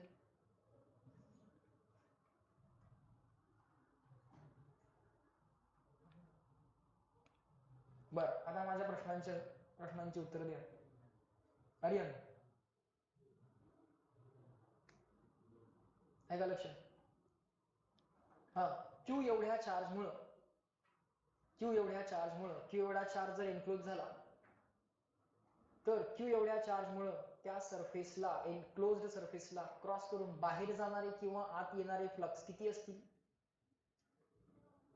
Q upon epsilon 0. Q1 मुळे Q1 upon epsilon 0, Q2 मुळे Q2 upon epsilon 0. मग इन जनरल Q मुळे Q upon epsilon 0. Positive charge मुळे इलेक्ट्रिक फील्ड लाईन्स बाहेर जातात. मग इलेक्ट्रिक फ्लक्स पण बाहेर जातात. Electric flux come out of the positive charge. Positive charge मधून इलेक्ट्रिक फ्लक्स बाहेर येतात. निगेटिव्ह चार्ज मुळे इलेक्ट्रिक फ्लक्स आत येतात. बरोबर? मग charge enclose net charge enclosed by the surface जर पॉझिटिव्ह असेल, net charge enclosed by the surface जर पॉझिटिव्ह आला तर इफेक्टिव्हली फ्लक्स त्या क्लोज्ड सरफेस मध्ये आत येत आहेत की बाहेर जात आहेत? नेट चार्ज एनक्लोज पॉझिटिव्ह आहे, बाहेर जात आहेत. Because net charge enclosed is positive. If the net charge enclosed is negative then effectively त्या क्लोज सरफेस मधून फ्लक्स आत येत आहेत की बाहेर जात आहेत? पॉझिटिव्ह चार्ज फ्लक्स बाहेर टाकतो, निगेटिव्ह चार्ज फ्लक्स आत आणतो. Q एवढा चार्ज किती फ्लक्स बाहेर टाकतो? The charge Q emits how much flux? Q upon epsilon 0. It may absorb the flux if it is negative. If the charge is positive, it emits the flux. Yes or no? If the charge is negative, it absorbs the flux.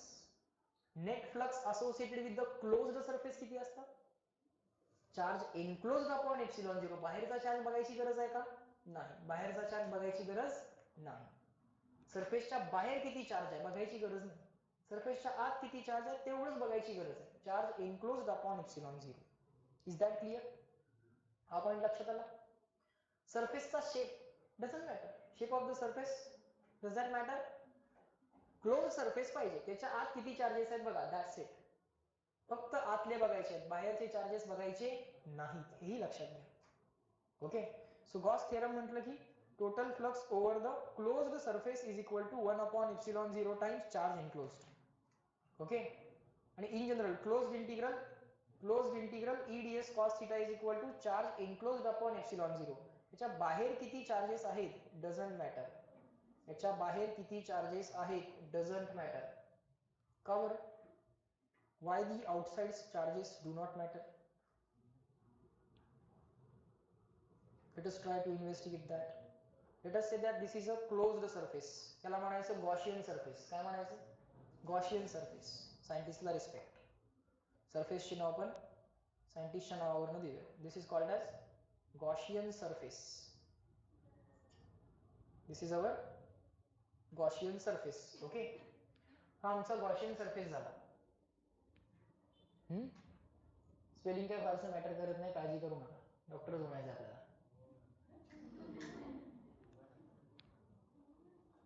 काय doctor किंवा engineer बनायचं, मग spelling काय matter करते नाही, आकडे व्यवस्थित लिहिता आले पाहिजे.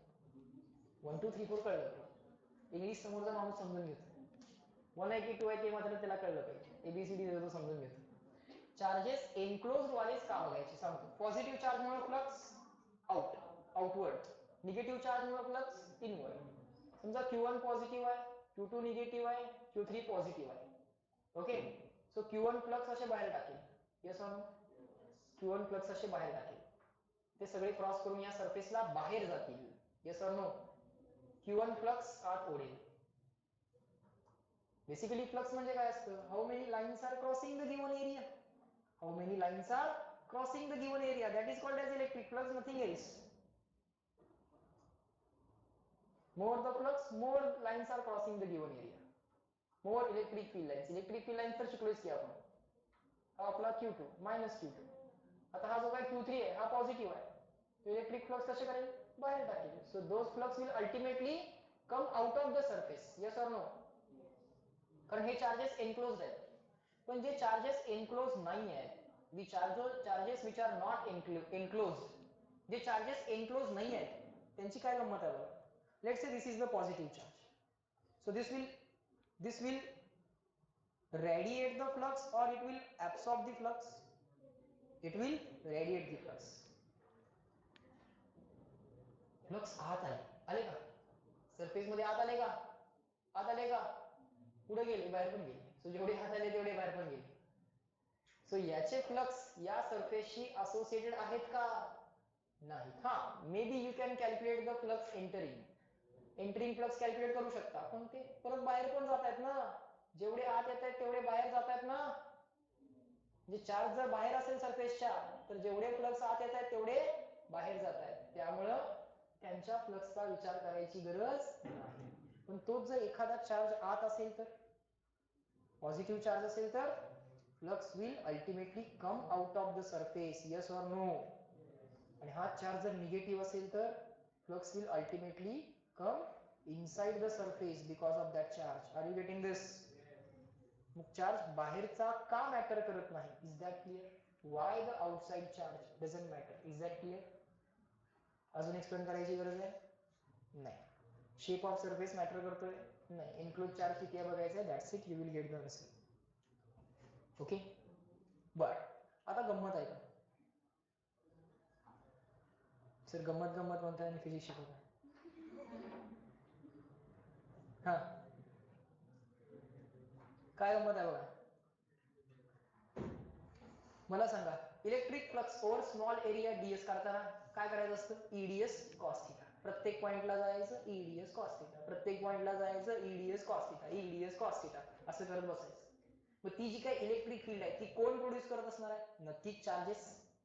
मग जे काय एनक्लोज्ड चार्जेस आहेत ते enclosed charges electric field produce करतायत की जे नॉन एनक्लोज्ड आहेत ते पण करतायत? नीट विचार करून उत्तर द्यायचं. Electric flux over the given surface area, याचा आन्सर काय आहे? Charge enclosed upon epsilon 0. पण इलेक्ट्रिक फ्लक्स काढताना integration of E bar dot ds bar over the close surface करायचं आहे. Yes or no? हा चार्ज एनक्लोज लिहिताना मी काय काय लिहिलं पाहिजे? Q1 plus Q2 plus Q3 plus Q4 plus का नाही? प्लस Q5 प्लस Q6 लिहू का? नाही. हे लिहायची गरज आहे का? नाही. पण यातले जे पॉझिटिव्ह आहेत ते पॉझिटिव्ह टाका, जे निगेटिव्ह आहेत ते निगेटिव्ह टाका. पण मला सांगा, या पॉइंटला जर मी विचार केला तर Q1 मुळे इलेक्ट्रिक फील्ड E1, Q2 मुळे E2, Q3 मुळे E4, Q4 मुळे E5, सॉरी Q4 मुळे E4. सिक्वेन्स मॅच करा. Q1 मुळे E1, Q2 मुळे E2, Q3 मुळे E3, Q4 मुळे E4. बरोबर? बरोबर का? मग इथं काय काय लिहू सांगा? बोला. नेक्स्ट स्टेपला हे तर कळालं, चार्ज एनक्लोज तर तुम्ही लिहू शकता. चार्ज एनक्लोज तर तुम्ही लिहू शकता, ते मला कळालं. गिवन पॉइंटला कुणाकुणामुळे इलेक्ट्रिक फील्ड कन्सिडर करू? या चौघांमुळे करू की ह्या बाहेरच्या लोकांमुळे करू? का फक्त आतल्यांमुळे, का फक्त बाहेरच्यांमुळे, का सगळ्यांमुळे? फ्लक्स कॅल्क्युलेट करताना चार्ज एनक्लोज वाला बघायचा आहे, पण इथं इंटिग्रेशन लिहिताना E1 डॉट ds बार हे तर पाहिजेच, तो एनक्लोज आहे, नो डाऊट. E2 बार ds बार तो पण एनक्लोज आहे. E3 बार ds बार तो पण एनक्लोज आहे, प्लस ब्रॅकेट टाकतो. E4 बार ds बार तो पण एनक्लोज आहे. माझा प्रश्न असा आहे, E4 बार ds बार लिहू का नको? इथली नेट फील्ड जी असणार ती फक्त यांच्यामुळे घेऊ की या सगळ्यांमुळे घेऊ? What do you think? का फक्त एनक्लोज चार्ज बघू? एनक्लोज चार्ज फक्त बघायचा आहे. मग एनक्लोज चार्जेस मुळे या पॉइंटला तयार झालेली इलेक्ट्रिक फील्ड बघू. काय बघू? ही जी काही इलेक्ट्रिक फील्ड आहे, net electric field at this area, at the given point area, ती या सगळ्यांमुळे असेल, 6च्या 6 चार्जेस मुळे असेल की फक्त चौघांमुळे असेल? Tell me. ती कुणामुळे असणार आहे? That field is because of all the charges. इथं फील्ड कोण कोण तयार करू शकते? फक्त एनक्लोज चार्जेस फील्ड तयार करू शकतात का? नाही. फक्त एनक्लोज चार्जेस इथं फील्ड तयार करू शकतात का? नाही. या पॉइंटला जी काही इलेक्ट्रिक फील्ड असणार आहे ती या चौघांमुळे असेलच, प्लस या दोघांमुळे पण असेल, पण अल्टिमेटली यांचे इफेक्ट कॅन्सल आउट होतील ओव्हर द क्लोज सरफेस. कारण याच्यामुळे जेवढे फ्लक्स आत येतात, जेवढ्या फील्ड लाईन्स आत येतात तेवढ्या फील्ड लाईन्स बाहेर पण जातात. Yes or no? त्यामुळे त्यांचे effectively over close integration effect काय होतात? कॅन्सल आउट होतात. पण या पॉइंटला असणारी इलेक्ट्रिक फील्ड ही कुणाकुणामुळे असते? It is because of all the enclosed as well as non enclosed charges. Is that clear? पण या सरफेसशी असोसिएटेड फ्लक्स कुणामुळे असतात? Only because of enclose charges. आणि या पॉइंट्सना असणारी फील्ड कुणाकुणामुळे असते? Because of all enclosed as well as non enclose charges. Is that clear? कारण फील्ड प्रत्येक चार्ज प्रत्येक पॉइंटला फील्ड तयार करणारच ना. याने इथं काय फील्ड तयार करायची नाही आहे का? असं काय आहे का? यानं या पॉइंटला इलेक्ट्रिक फील्ड तयार करायची नाही असं काय आहे का? नाही. याचे effective electric flux over this close surface area 0 असतील, कारण तो एरियामध्ये एनक्लोज नाहीये. Are you getting it? समजायला लागलाय? So what shall I write here? Shall I continue with this E5 dot ds bar or not? Yes or no? So E5 dot ds bar, E6 dot ds bar, that shall be continued, is equal to net enclosed charge. पण त्या enclosed charge मध्ये मात्र काय काय येणार? 1 2 3 4 एवढंच येणार. Is that clear? Q1 plus Q2 plus Q3 plus Q4 upon epsilon 0. Clear? लक्षात आला हा पॉइंट? एक्झाम मध्ये विचारले ऑलरेडी, तुमच्या एक्झाम मध्ये पडलेला आहे. समजतंय का? कारण मुलांना काय वाटतं गॉस थेरम म्हणजे एन्क्लोजच लिहायचं सगळं. मग एक ऑप्शन असतो E1 E2 E3 E4, एक असतो E1 E2 E3 E4 E5 E6. हे तर सगळेजण परफेक्ट लिहितात, त्यामुळे ते राईट साइड सगळ्यांची करेक्ट येते, लेफ्ट साइड चुकतो. होते का? लेफ्ट साइड चुकतो. मिस्टेक लक्षात आली? पॉसिबल मिस्टेक एक्झाम मध्ये विचारलेला क्वेश्चन आहे. You should be very much careful while solving this question. Enclosed वाल्या चार्जेस मुळे सरफेस वरच्या पॉइंटला इलेक्ट्रिक फील्ड तर येणारच. अरे नॉन एनक्लोज वाल्यांमुळे पण येणार की. कळतंय का? इथे इलेक्ट्रिक फील्ड जी काय असणार ती कोणाकोणामुळे असणार? Because of all enclose as well as non enclose. तुम्ही त्याचे इंटिग्रेशन करा तरी मग जे फ्लक्स शिल्लक राहतात ते कुणाचे राहतात? फक्त एनक्लोज वाल्यांचे राहतात. नॉन एनक्लोज वाल्यांचे जेवढे फ्लक्स आत येतात तेवढे फ्लक्स बाहेर जातात. अलग लक्षात. तो इफेक्ट आपोआप कॅन्सल आउट होतो. ठीक आहे, जायचं पुढं. थांबा सर.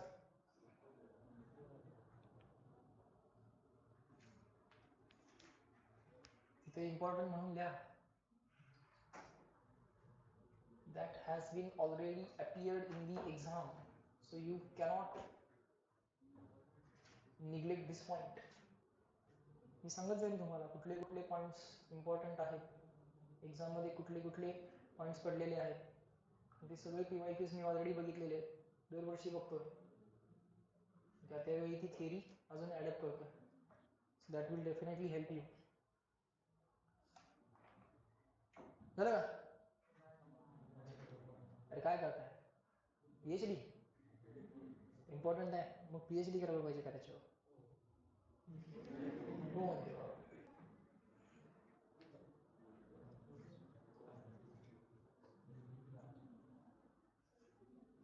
असं शांत बसायला काय होतंय 3 नंतर? असं शांत बसायला काय होतंय 3 नंतर? काय सगळी शांत बसलो होतो, काही सांगू नका, काही सांगू नका.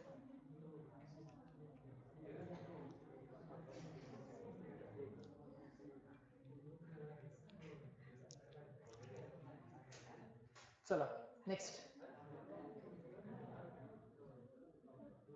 चला एक पटपट पटपट पटपट एक क्वेश्चन सॉल्व करायचा आहे आपण. बघूयात किती फास्ट करताय तुम्ही क्वेश्चन सॉल्व. हा क्वेश्चन देतो, द्या. Find electric flux over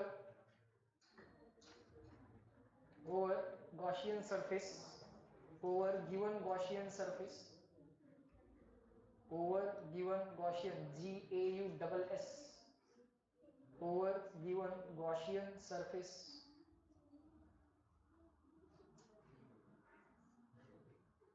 surface कसा दिलाय? असा दिलाय. चार्ज दिलाय Q1 Q2 Q3, 3 चार्जेस दिले.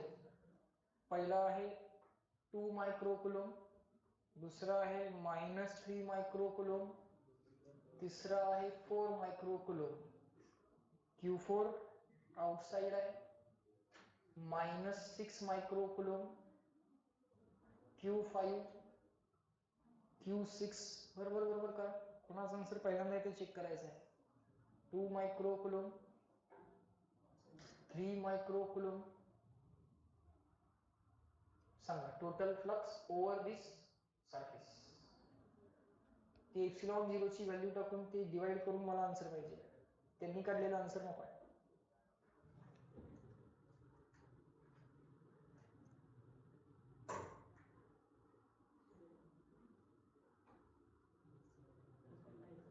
तर मला तुम्हाला ते कॅल्क्युलेशन्स पण शिकवायचे. You should be able to divide by epsilon 0.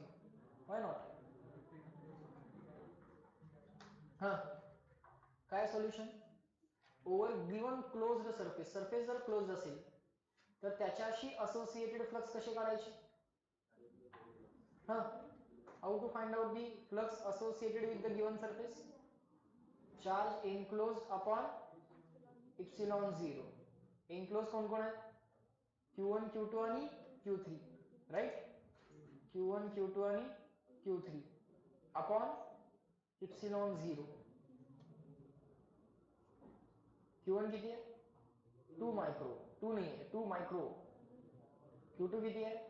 -3 micro.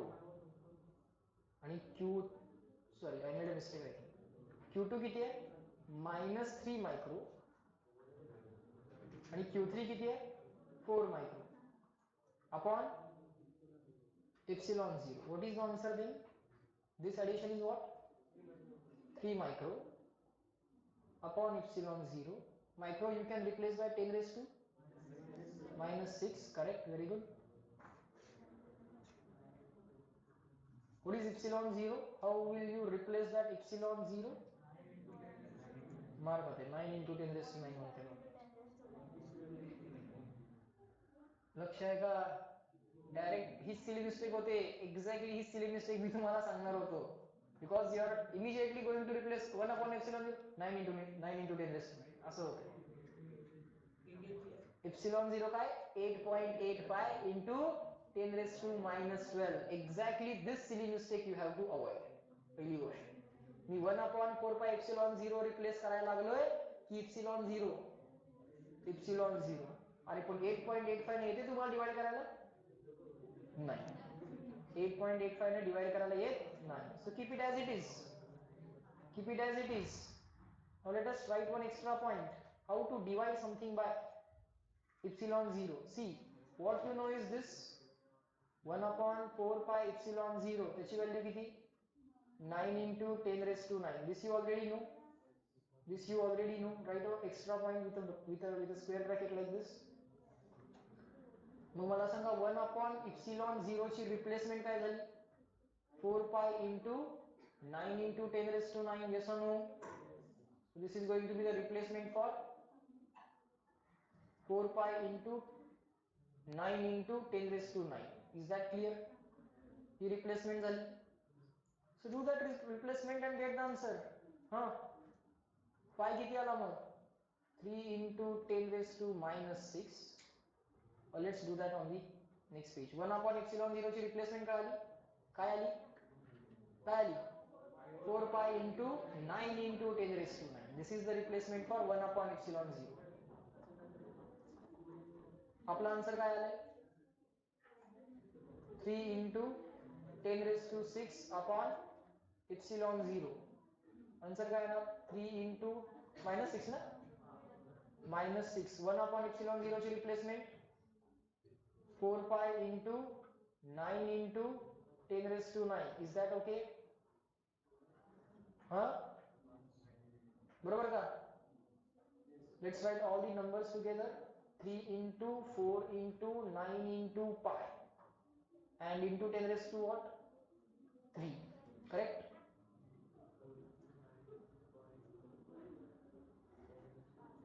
So what shall be the next step? उगाच ही मल्टिप्लिकेशन करून घेऊ नका.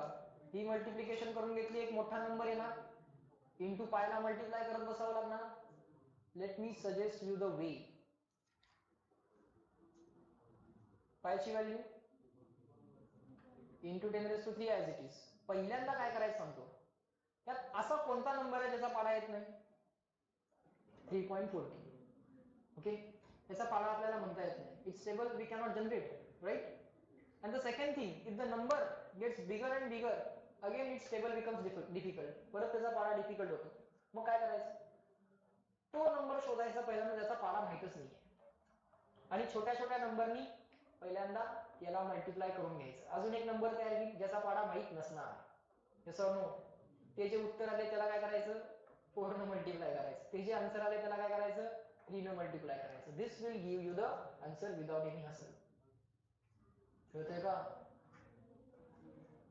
का? इफ यू मल्टिप्लाय दिस, काय करणार? असं जर तुम्ही केलं काय? 3 into 4 12 झालं. 12 into 9 12 into 9 होतंय 108. 108 into 3.14 108 into 3.14 will take lot of time. Instead of that, multiply by 9, multiply by 4, multiply by 3, get the answer. That's it. Electric flux unit काय? इन्स्ट्रुमेंटचं नाव आहे. इलेक्ट्रिक फ्लक्स युनिट काय? फाय.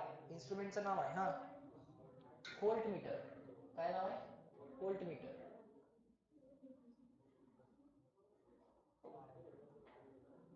व्होल्ट मीटर असं single unit नाही आहे ते. Volt, मग स्पेस असली पाहिजे किंवा डॅश, आणि मग मीटर असं लिहिलं पाहिजे. Remember that. और आणखी एक युनिट काय? E into ds. E into ds electric फील्डचं युनिट काय? Newton per coulomb. एरियाचं युनिट काय? Metre square. E ds cos theta ना. कॉस थीटाला काही युनिट नाही, ई ला युनिट न्यूटन पर कुलोम, एरियाला युनिट मीटर स्क्वेअर. समजायला लागेल का? येते का लक्षात? येते का लक्षात? बर पुढं. बरं आता एक प्रश्न विचारतो, परत एक गंमत आहे का? हा झालं इथपर्यंत. क्यू एवढ्या चार्ज मधून बाहेर पडणारे फ्लक्स किती? How many flux come out of the charge Q? सांगितलंय गॉसने. क्यू मधनं किती? Q upon epsilon zero. Q1 मधनं किती? Q1 upon epsilon zero. Q2 मधनं किती बाहेर पडतात? Q2 upon epsilon zero. Okay. Now my question is, imagine a cube. Cube imagine केला. How many vertices or the corners the cube has? Cube ला corner किती? 8. खाली 4 आहेत. 1 2 3 4 5 6 7 8. How many faces the cube has? 6. 1 2 3 4 5 6. Done. How many edges the cube has? Edges. 1 2 3 4. बरोबर? हाँ 5 6 7 8. 4 खाली 4 वरती. And the verticals 9 10 11 12. Now you know what are the vertices, what are the faces, and what are the edges. Okay. Now if I join that point and this point, तो point आणि हा point जोडला, that is called as face diagonal. हा face है ना cube चा, so that diagonal will be called as face diagonal. This point and this point, face diagonal. This point and that point, face diagonal. This point and that point. If I join that point with this point, diagonal, it is called as body diagonal. It is called as body diagonal. This point and that point, body diagonal. The point of intersection of body diagonal is called as body center. The point of intersection of body diagonals is called as body center. The point of intersection of face diagonals is called as face center. Is called as face center. सगळ्या terms लक्षात आल्या? Terms लिहून देणार नाहीये तुम्हाला, लक्षात ठेवायचे. वाचल्यावर कळते ते आपल्याला. इट इज ऑब्वियस, म्हणजे it's meaning is direct meaning. वाचल्याच कळते. ओके.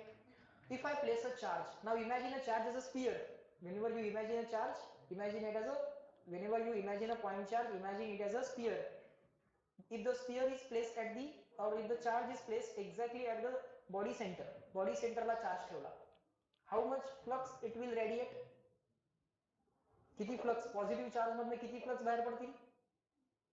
Q एवढ्या चार्ज मधनं किती फ्लक्स बाहेर पडतील? Q upon epsilon zero.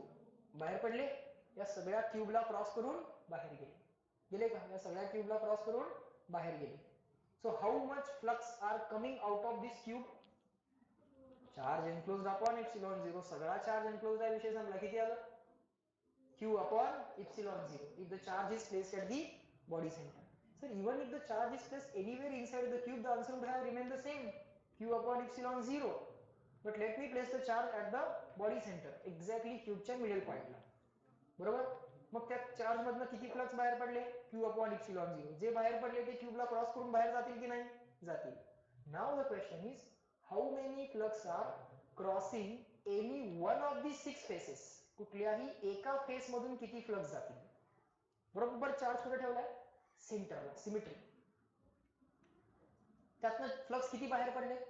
Q upon epsilon zero. किती बाहेर पडले? Q upon epsilon zero. मग एका फेस मधनं किती जात आहे?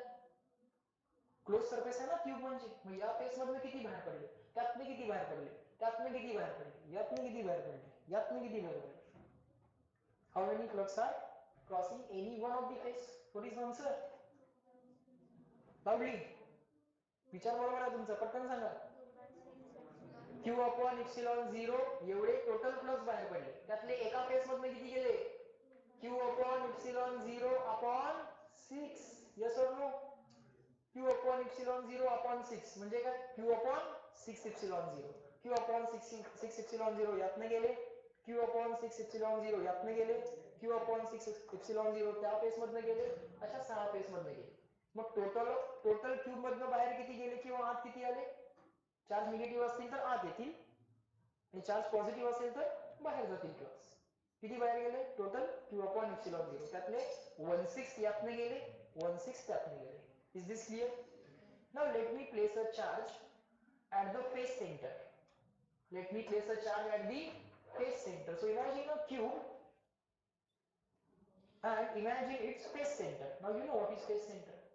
तर face ला जर मी एक चार्ज ठेवला, how much charge is enclosed inside our room? किती चार्ज आमच्या रूमच्या आत असेल Q? एवढा चार्ज मी त्या फेस ला ठेवला. How much charge will be inside our room? How much charge will be enclosed?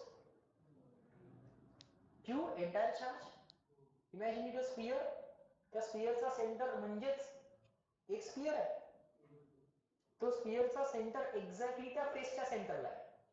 Then how much charge will be enclosed inside our room? Imagine a sphere at that surface. त्या सरफेसला एक sphere imagine करा. अर्धा sphere आपल्या room मध्ये असेल, अर्धा sphere त्यांच्या room मध्ये असेल. Yes or no? Yes or no? How much charge has been enclosed in our room? Q upon 2. Then forget rest of the charge. बाहेरचा चार्ज बघायचाच नाहीये. Then how much flux will be associated with our room? Q by 2 upon epsilon 0. Yes or no? To enclose the charge, how many rooms you need? 2. किती rooms लागतील? जर charge face सेंटरला ठेवला किती rooms लागतील? एक इकडे लागेल, एक तिकडे लागेल. इकडचा सोडून द्या. How much charge is enclosed inside our room? Q by 2. How much charge is enclosed inside our room? Q by 2. So how much flux will be coming out of our room or coming in our room? In our room? Q by 2 upon epsilon 0 or simply Q upon 2 epsilon 0. Is that clear? Or simply Q upon epsilon 0 upon 2. Whatever you want to say.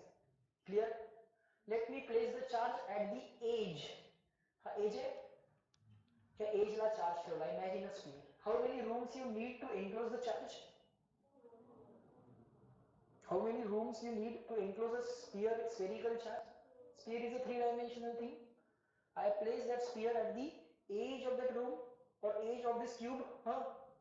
If I place the sphere there, what will be the portion of the charge that will be enclosed inside our room?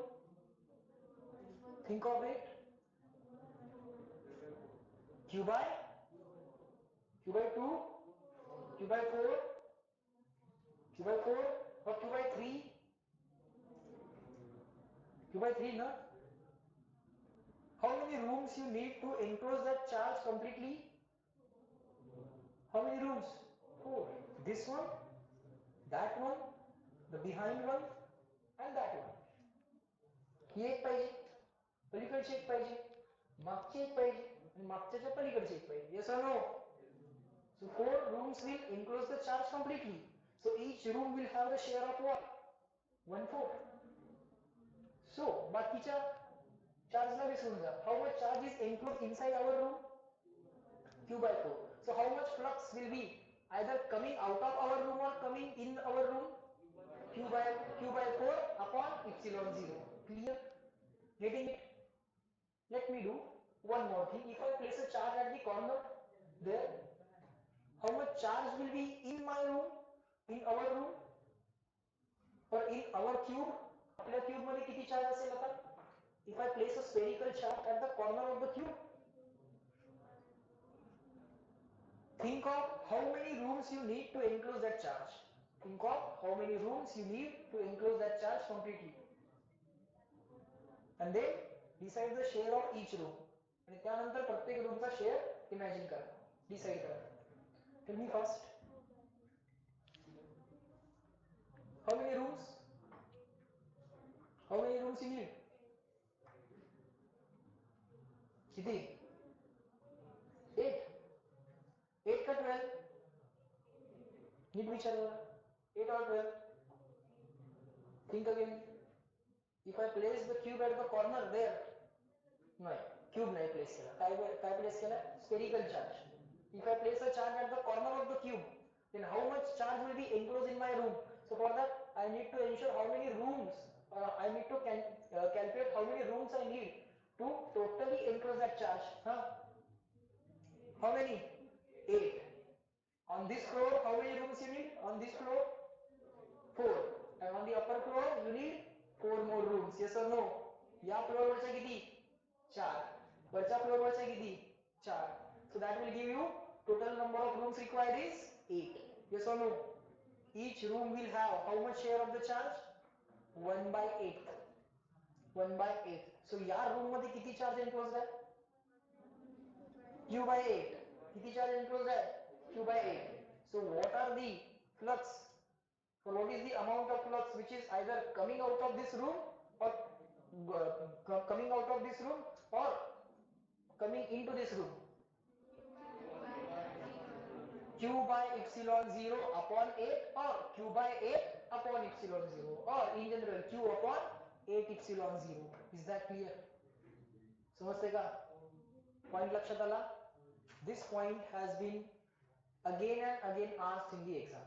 हा point बऱ्याच वेळा एक्झामला PYQ म्हणून तुम्हाला लक्षात येईल दिसतील. बऱ्याच वेळा ऑलरेडी विचारलेला आहे. You have to think of the how much charge has been enclosed inside the room. कसा विचार करायचा कळालं? सिम्प्लिफाय केले त्या क्वेश्चनला, कारण तिथे इमॅजिनेशन इन्व्हॉल्व्ड आहे. Have you been able to imagine it properly? Imagine होऊ शकले का तुम्हाला? कारण इथनं पुढे सगळा गेम आता इमॅजिनेशनचा आहे. ना तुम्हाला इलेक्ट्रॉन दिसणार आहे ना मला दिसणार आहे. कळतंय का? फ्लक्स कमिंग आउट मग ते 3 डायमेन्शनल स्पेस मध्ये दिसले पाहिजे. Flux coming out, going in, क्यूबची जिओमेट्री कशी असते, बॉडी सेंटर म्हणजे काय, फेस सेंटर म्हणजे काय, ते सगळं आता इमॅजिन करायचं आहे. होते इमॅजिन? ठीक आहे? लक्षात आल्या सगळ्या गोष्टी? Okay, so we will stop at this point. I will send the further homework on the group. पुढचा काय काय होमवर्क करता येऊ शकतो, पुढचे क्वेश्चन कुठले सॉल्व्ह करायचे ते सगळे मी ग्रुपवरती सेंड करतो. ठीक आहे? लेट मी स्टॉप दिस.